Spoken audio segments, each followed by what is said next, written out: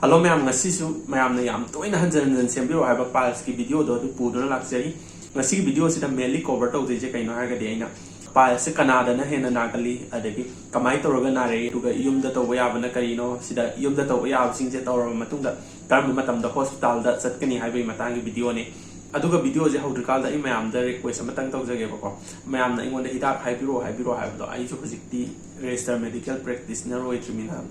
high bus yada bakitang lay ba adu gine mayam na yam tini emotionally thamoi de gi hair pado ai chu dum nungai ta budi phawe ba mateng pang mangam de khotte hai bage ado ai chu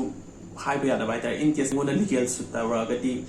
ai chu career gi chu kitang khan da ba ya de dana adu gi matang ni aduna ai gi sumna ta gi mayam da awareness to pija ba khakta ne ba ko ai chu matang lakini dana adum kan da or ta adum high ba ya dana ngonda ga su adu hair ga ngona mang mana te dana ko adu gi ne mayam sijim di waro bi ga no adu ga mayam na phone number pipiro ha do phone number na traga so ai dum description da email hapsa bane ba adu ita dum mail to bi ai dum free oi ba tanja da dum mail lak ba ngai ai dum loi han bane ba adu phone number pira ga di ai su class nung chat pa hai bam lai dana pung morning pung ni pan nang na ba class ala ni dagi pung 4:30 dai da hala ni lunch break 1 to 2 mu lai ra ni tu so sometimes dum lunch si jo dum class pung ani gi nang da tar di skip to so dum yaw ni ba adu ga evening clinics lai ga di pung 6 ta ge dum nipan makhai makpan na dum ai dum chat pani na matam je ka shi am phang de ba tu dun phone number gi sim ni ma'am si ma'am su dum mating pang ni ba adu ai gi su kitang ka tar matam adjustment hai bam lai dana adu tu kini ma'am warau bi gano adu di ma'am video hosets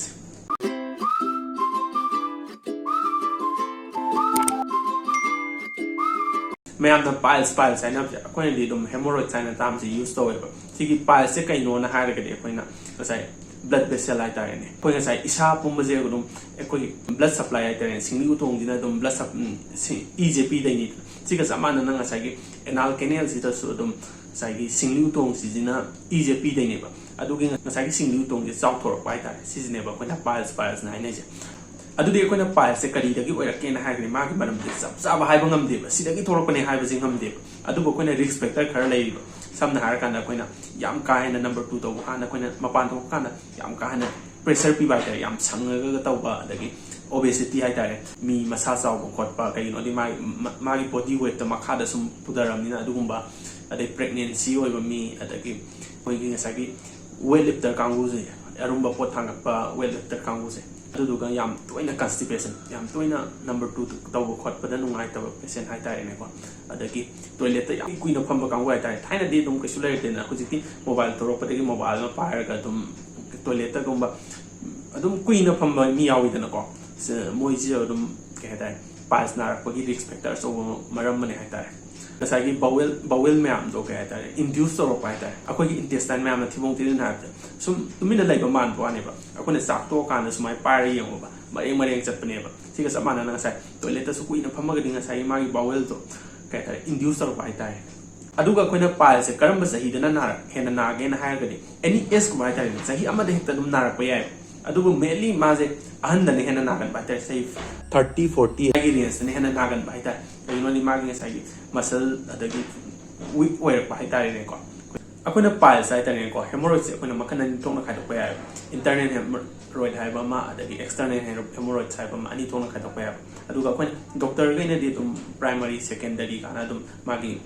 sai gi prolapse to roi ba jaga sigi location jing matung ina sum primary secondary na khai do ba adagi internal hemorrhoid sai ga dinga sai gi anal canal je sidai da dental line ama lai ba sigi manung da lai ba kangu sina internal ne ba adagi mayam na experience to rigidity external hemorrhoids adai prolapse hemorrhoids sigum makhan ji internal hemorrhoid tadi sumna tagi na ba khot pa kem lai roi sumna tagi bleeding ji kap tane ba taw tai external hemorrhoids na yam itching wa ba ha ga ba khot pa adagi yam na ba adagi number 2 to kan da su yam problem wa ba adagi mayam adugumba mayam tho ai dana ba adagi tarai ba easy mo koina makhalan thong na khai to pa ya kai ta upper gi hai bang ga lower gi bleed hai bang upper gi bleed tadi nang kai ta koina sagi igi masu je ko gi igi masu je coffee color masu oi ne ba aduga sagi stool ji jo dum soap oil ga la ka ne ba ko kai gi no dinga sagi blood se koina laxative agent hai ta ne ko stool ji am soap o hen bangam bagi property ma lai ba hai ta sigi case na karam ba kan thing na ga ka de nang peptic ulcer hai ta ne chakau kuina solakpa adugumba dagi peptic ulcer gumba gastric ulcer gumba tawba sigumba dagi dum thole ba aduga piles gumba gi suspect adi nang ije yam fresh oi ba hai ta ꯉꯥꯛꯁꯪ ꯉꯥꯡꯅ ꯑꯗꯨꯝ ꯊꯣꯛꯂꯛꯄ ꯈꯣꯠꯄ ꯍꯥꯏꯇꯥꯔꯦ ꯁꯤꯒꯨꯝꯕꯁꯦ ꯑꯣꯏꯒꯜꯂꯤ ꯑꯗꯨꯅ fresh ꯕ꯭ꯂꯗꯁꯦ ꯊꯣꯛꯂꯛꯑꯒꯗꯤ lower G ꯑꯥꯏ ꯕ꯭ꯂꯤꯗ ꯍꯥꯏꯇꯥꯔꯦꯅꯦꯀꯣ ꯁꯝꯅ ꯑꯩꯈꯣꯏꯅ ꯄꯥꯏꯜꯁꯤꯁꯨ ꯑꯗꯨꯝ ꯀꯦꯁ ꯃꯈꯜ ꯑꯃꯅꯦꯕ ꯄꯥꯏꯜꯁꯤꯃ ꯑꯩꯈꯣꯏꯅ ꯃꯥꯒꯤ ꯁꯦꯚꯦꯔꯤꯇꯤꯒꯤ ꯃꯇꯨꯡ ꯏꯟꯅ ꯒ꯭ꯔꯦꯗꯁꯦ ꯈꯥꯏꯗꯣꯛꯑꯦꯕ ꯒ꯭ꯔꯦꯗ 1 ꯒ꯭ꯔꯦꯗ 2 ꯒ꯭ꯔꯦꯗ 3 ꯒ꯭ꯔꯦꯗ 4 ꯀꯥꯅ ꯒ꯭ꯔꯦꯗ 1 ꯍꯥꯏꯔꯒꯗꯤ ꯅꯪ ꯁꯝꯗꯒꯤ ꯕ꯭ꯂꯤꯗꯤꯡꯁꯤꯗꯪ ꯇꯧꯕ ꯍꯥꯏꯇꯥꯔꯦꯅꯦ ꯏꯁꯤꯗꯪ ꯊꯣꯛꯄ ꯑꯗꯨꯒ ꯒ꯭ꯔꯦꯗ 2 ꯍꯥꯏꯔꯒꯗꯤ ꯅꯪ ꯉꯁꯥꯏ ꯃꯄꯥꯟꯗ ꯊꯣꯛꯑꯝꯃꯒ ꯑꯗꯨꯝ ꯃꯊꯟꯇ ꯃꯅꯨꯡꯗ ꯆꯪꯈꯤꯕ ꯀꯥꯡꯕꯨꯁꯦ ꯁꯤꯅ ꯒ꯭ꯔꯦꯗ 2ꯅꯦꯕ ꯒ꯭ꯔꯦꯗ 3 ꯍꯥꯏꯔꯒꯗꯤ ꯉꯁꯥꯏꯒꯤ ꯊꯣꯛꯂꯛꯑꯝꯃꯒ ꯑꯩꯈꯣꯏꯅ ꯃꯊꯟꯇ ꯆꯪꯗꯕꯤꯗ ꯑꯩꯈꯣꯏꯅ ꯈꯨꯠꯅꯒ ꯅꯝꯖꯟꯕ ꯌꯥꯏ ꯀꯥꯏꯅ ꯍꯥꯏꯕꯗꯣ ꯁꯤꯅ ꯃꯥꯁꯦ ꯒ꯭ꯔꯦꯗ 3 ꯆꯤꯡꯉꯦꯕ ꯑꯗꯨꯒ ꯒ꯭ꯔꯦꯗ 4 ꯁꯤꯗꯗꯤ ꯅꯪ ꯀꯩꯝꯇ ꯅꯝꯖꯟꯕꯁꯨ ꯌꯥꯔꯣꯏ ꯑꯗꯨꯝ ꯃꯄꯥꯟꯁꯤꯗ ꯑꯗꯨꯝ ꯊꯣꯛꯑꯒ ꯂꯩꯗꯣꯏꯅꯦꯕꯀꯣ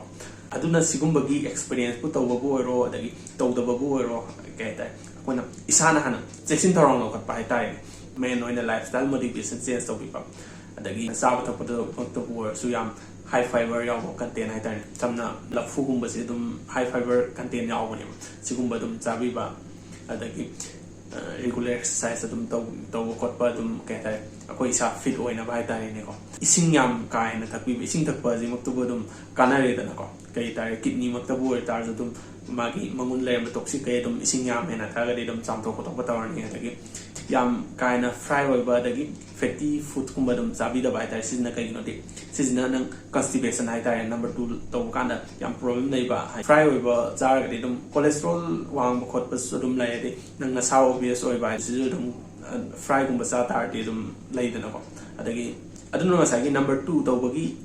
ꯃꯇꯝ ꯑꯗꯨꯝ ꯈꯥꯏꯗꯣꯛꯄꯤꯕꯁꯨ ꯑꯗꯨꯝ ꯀꯥꯟꯅꯩ ꯍꯥꯏꯇꯥꯔꯦ ꯀꯩꯒꯤꯅꯣ ꯉꯁꯥꯏ ꯔꯤꯐ꯭ꯂꯦꯛꯁ ꯃꯌꯥꯝꯁꯦ ꯀꯣꯑꯣꯔꯗꯤꯅꯦꯠ ꯇꯧꯔꯕꯅꯤꯅ ꯅꯪ ꯅꯨꯡꯇꯤꯖꯥꯒꯤ ꯑꯗꯨ ꯃꯇꯝꯗꯨꯗ ꯑꯗꯨꯝ ꯀꯩꯅꯣ ꯇꯧꯔꯛꯇꯣꯏꯅꯤꯅ ꯁꯤ ꯃꯇꯝ ꯀꯨꯏꯅ ꯇꯣꯏꯂꯦꯠꯇ ꯐꯝꯕꯤꯗꯕ ꯍꯥꯏꯇꯥꯔꯦ ꯅꯝꯕꯔ 2ꯁꯦ ꯇꯧꯅꯤꯡꯉꯀꯥꯟꯗ ꯑꯗꯨꯝ ꯇꯧꯕꯤꯕ ꯍꯥꯏꯇꯥꯔꯦ ꯑꯩꯈꯣꯏꯅ ꯄꯥꯏꯜꯁ ꯅꯥꯕ ꯃꯤꯁꯤꯅ ꯇꯧꯕ ꯌꯥꯕ ꯍꯥꯏꯔꯒꯗꯤ ꯀꯩꯅꯣ ꯍꯥꯏꯔꯗꯤ ꯐꯥꯏꯕꯔ ꯔꯤꯁ ꯐꯨꯗ ꯍꯥꯏꯇꯥꯔꯦꯅꯦꯀꯣ ꯐꯥꯏꯕꯔ ꯀꯥ ꯍꯦꯟꯅ ꯌꯥꯎꯕ ꯁꯝꯅ ꯍꯥꯏꯔꯀꯥꯟꯗ ꯂꯐꯨꯒꯨꯝꯕꯁꯦ ꯑꯗꯨꯝ ꯌꯥꯎꯕꯅꯦꯕ ꯁꯤꯒꯨꯝꯕ ꯑꯗꯨꯝ ꯆꯥꯕꯤꯕ ꯍꯧꯖꯤꯛꯀꯥꯟꯗꯤ ꯆꯤꯟꯖꯥꯛꯃꯛꯇ ꯑꯣꯏꯇꯥꯔꯁꯨ ꯔꯦꯗꯤꯃꯦꯗꯅꯦꯅ ꯍꯥꯏ ꯐꯥꯏꯕꯔ ꯌꯥꯎꯏ ꯑꯗꯒꯤ ꯑꯗꯥ ꯌꯥꯎꯏ ꯄ꯭ꯔꯣꯇꯤꯟ ꯀꯩꯀꯥ ꯌꯥꯎꯏꯅ ꯑꯗꯨꯃꯥꯏꯅ ꯊꯣꯛꯂꯛꯑꯦꯗꯅ ꯁꯤ ꯂꯩꯔ ꯆꯥꯕꯤꯕꯒꯤ ꯃꯍꯨꯠꯇ ꯑꯩꯈꯣꯏꯅ ꯚꯤꯖꯤꯇꯦꯕꯜꯁꯤꯗ ꯍꯦꯟꯅ ꯌꯥꯎꯕꯁꯦ ꯍꯦꯟꯅ ꯆꯥꯕꯤꯕ ꯀꯩꯒꯤꯅꯣꯗꯤ ꯁꯤꯗꯩꯗ ꯃꯉꯣꯟꯗ ꯌꯥꯎꯔꯤꯕ ꯑꯦꯛꯁꯇ꯭ꯔꯥ ꯅ꯭ꯌꯨꯇ꯭ꯔꯦꯟꯁ ꯍꯥꯏꯇꯥꯔꯦ ꯚꯤꯇꯥꯃꯤꯟꯁ ꯃꯤꯅꯔꯦꯜꯁ ꯑꯗꯒꯤ ꯏꯁꯥꯗ ꯀꯥꯟꯅꯕ ꯍꯦꯟꯅ ꯁꯤꯅ ꯍꯦꯟꯅ ꯀꯥꯟꯅꯕ ꯍꯦꯜꯂꯦꯕ ꯑꯗꯨꯒ ꯂꯣꯏꯅꯅ ꯏꯁꯤꯡ ꯌꯥꯝ ꯍꯦꯟꯅ ꯊꯛꯄꯤꯕ ꯑꯁꯤꯁꯤꯅ ꯑꯩꯈꯣꯏꯒꯤ ꯁ꯭ꯇꯨꯜꯁꯦ ꯁꯣꯞ ꯑꯣꯏꯍꯟꯕ ꯍꯥꯏꯇꯥꯔꯦ ꯑꯗꯒꯤ ꯑꯜꯀꯣꯍꯣꯜꯒꯨꯝꯕ ꯑꯗꯩ ꯀꯦꯐꯤꯟ ꯍꯥꯏꯇꯥꯔꯦꯅꯦ ꯌꯨꯒꯨꯝꯕ ꯑꯗꯩ ꯀꯣꯐꯤꯒꯨꯝꯕꯁꯦ ꯑꯗꯨꯝ ꯊꯛꯄꯤꯗꯕ ꯍꯥꯏꯇꯥꯔꯦ ꯁꯤꯁꯤꯅ ꯑꯃꯨꯛ ꯉꯁꯥꯏꯒꯤ ꯀꯣꯟꯁꯇꯤꯄꯦꯁꯟꯁꯦ ꯑꯃꯨꯛ ꯍꯦꯟꯒꯠꯍꯟꯗꯣꯏꯅꯦꯕ ꯅꯝꯕꯔ 2 ꯇꯧꯕ ꯀꯥꯟꯗ ꯄ꯭ꯔꯣꯕ꯭ꯂꯦꯝ ꯂꯩꯕꯁꯦ ꯁꯤꯒꯨꯝꯕꯁꯦ ꯍꯦꯟꯒꯠꯍꯟꯕꯅꯤꯅ ꯁꯤꯒꯨꯝꯕꯒꯤ ꯆꯥꯡ ꯀꯛꯊꯕꯤꯕ ꯑꯩꯈꯣꯏꯅ ꯌꯨꯝꯗ ꯇꯧꯕ ꯌꯥꯕꯁꯦ ꯁꯤꯠ ꯁ꯭ꯄꯥꯠ ꯍꯥꯏꯕ ꯑꯩꯈꯣꯏꯅ ꯏꯁꯤꯡ ꯂꯨꯝꯕꯨ ꯁꯥꯕꯗ 10 to 15 minutesꯀꯨꯝꯕ ꯅꯣꯡꯃꯗ ꯑꯅꯤꯔꯛꯀꯨꯝꯕ ꯑꯗꯨꯝ ꯐꯝꯕꯤꯕ ꯍꯥꯏꯇꯥꯔꯦ ꯁꯤꯁꯦ ꯑꯩꯈꯣꯏꯅ ꯑꯍꯥꯟꯕ ꯁ꯭ꯇꯦꯖ ꯍꯥꯏꯇꯥꯔꯦꯅꯦ ꯍꯧꯔꯛꯄꯗꯒ ꯇꯧꯔꯛ ꯇꯥꯔꯗꯤ ꯑꯩꯈꯣꯏꯅ ꯉꯁꯥꯏ ꯊꯣꯛꯑꯝꯃꯒꯁꯨ 1 to 2 weeks ꯑꯗꯨꯝ ꯍꯟꯖꯤꯟꯈꯤꯕꯁꯨ ꯑꯗꯨꯝ ꯃꯌꯥꯝ ꯌꯥꯎꯋꯦꯕꯀꯣ ꯉꯁꯥꯏꯒꯤ ꯌꯨꯝꯗ ꯇꯧꯕ ꯌꯥꯕ ꯁꯤꯒꯤ ꯀꯟꯗꯤꯁꯟꯁꯤꯡꯁꯦ ꯁꯤ ꯇꯧꯕꯗ ꯀꯩ ꯍꯥꯏꯇꯥꯔꯦ ꯑꯩꯈꯣꯏꯅ ꯋꯥꯔꯁꯟ ꯑꯣꯏꯔꯛꯄ ꯍꯥꯏꯇꯥꯔꯦ ꯍꯦꯟꯅ ꯍꯦꯟꯖꯜꯂꯛꯑꯒꯗꯤ ꯗꯣꯛꯇꯔ ꯑꯃ ꯑꯗꯨꯝ ꯀꯟꯁꯜ ꯇꯧꯔꯒ ꯑꯗꯨꯝ ꯇ꯭ꯔꯤꯠꯃꯦꯟ ꯍꯧꯕ ꯌꯥꯏꯕ ꯁꯝꯅ ꯍꯥꯏꯔꯀꯥꯟꯗ ꯅꯪ ꯅꯥꯕꯒꯤꯗꯤ ꯄꯦꯟ ꯀꯤꯂꯔꯒꯨꯝꯕ ꯑꯗꯩ ꯑꯦꯅꯥꯜꯖꯦꯁꯤꯛ